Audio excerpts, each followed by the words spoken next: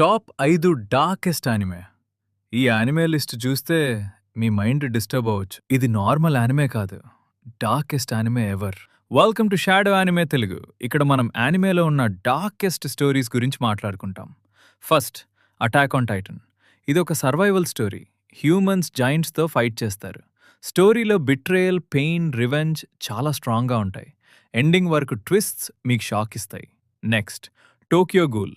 Hero Kaneki human నుండి monster అవుతాడు. Torture scenes చాలా ఇంటెన్స్గా ఉంటాయి. పెయిన్ అంటే ఏంటి అనే ఫీలింగ్ క్లియర్గా చూపిస్తుంది. Death note. ఒక నోట్బుక్తో మనిషిని చంపడం పాసిబుల్.